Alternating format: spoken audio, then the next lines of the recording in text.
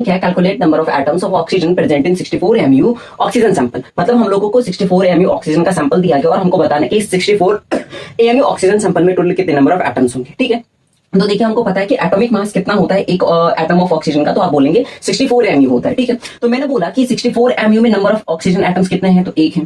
तो फिर मैंने बोला कि एक एमयू में कितने नंबर ऑफ ऑक्सीजन एटम होंगे, तो आपने बोला 1/16 होंगे। तो हमको सैंपल मास कितना दे रखा था 64 एमयू, तो मैंने लिख दिया 64 एमयू में नंबर ऑफ ऑक्सीजन एटम्स कितने होंगे, तो 1/16 मल्टीप्लाई बाय 64 कट करेंगे तो कितना आ जाएगा 4। तो हमारा आंसर कितना आ जाएगा कि 4 एटम होंगे 64 एमयू ऑक्सीजन सैंपल। और फॉर्मूला भी होता है जिसमें नंबर ऑफ एटम्स हम लोग सिंपली निकाल सकते हैं। फॉर्मूला क्या होता है, sample mass by atomic mass. हमने यहाँ पे लिख दिया नंबर ऑफ एटम्स क्या होता है, sample mass by atomic mass. हम लोगों को सैंपल मास कितना दे रखा था 64, सैंपल 64 एमयू, और हम लोगों को पता है एटॉमिक मास कितना होता है, तो एक ऑक्सीजन एटम का एटॉमिक मास कितना है 16। तो मैंने बाय में कितना लिख दिया 16। एमयू से एमयू क्या हो गया कैंसिल, 16 से 64 को कट करेंगे तो 4 बार में क्या हो जाएगा, कट जाएगा। और इस तरीके से हमारा नंबर ऑफ ऑक्सीजन एटम कितना आ जाएगा 4। कि आपको मैं 1 मिनट के इस शॉर्ट्स में ये क्वेश्चन समझा पाने में सफल हुआ हूँ। Thank you, have a nice day.